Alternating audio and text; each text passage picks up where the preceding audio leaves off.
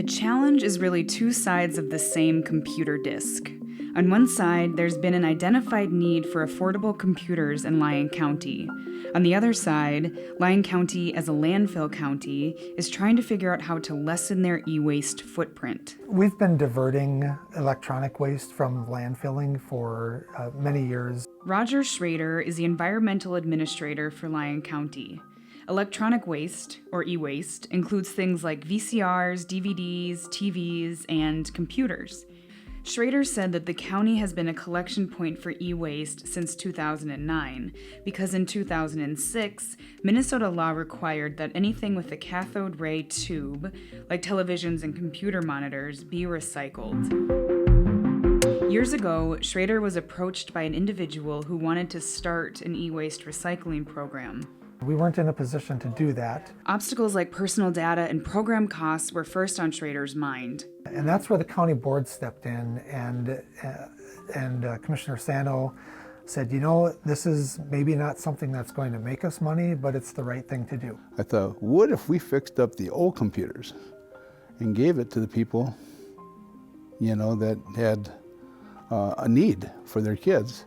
The kids would have computers, this guy would have work, we get the stuff out of the landfill, we wouldn't have to pay for it getting processed somewhere else. The obstacles that I saw that prevented us from allowing computers to be recycled, the county board was supportive of trying to overcome those obstacles. And all of a sudden, we were refurbishing computers and getting them back out into the community. And in 2018, ResQZone was up and running.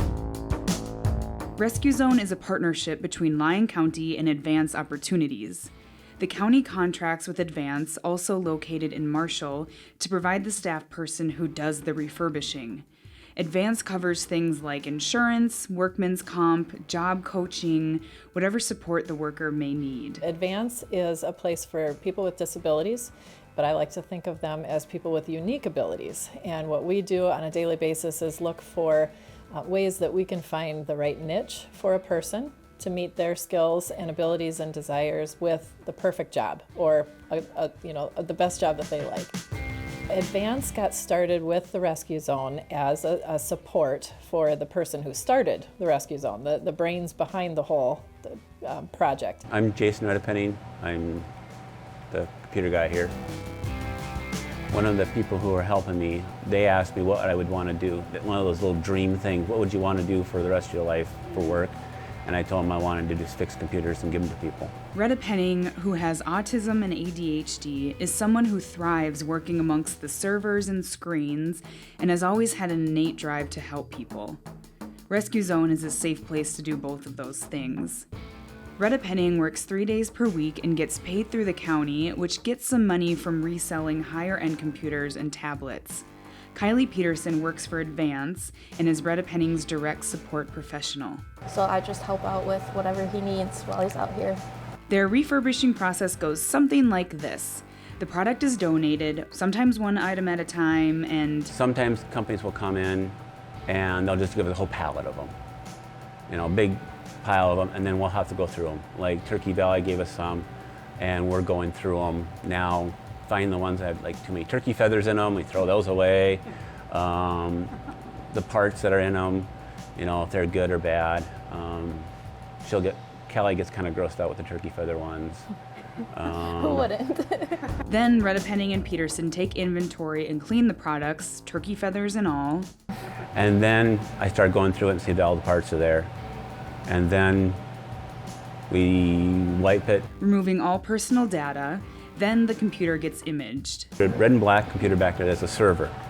Server is basically a dedicated computer. This dedicated computer does one job and one job only, and it holds these files called images on it. Those images are not like pictures, like photos. These are like full computers already done in one little file. And what that computer does is when we hook up other computers to the network, we can spit out Windows 10 or whatever to all those computers.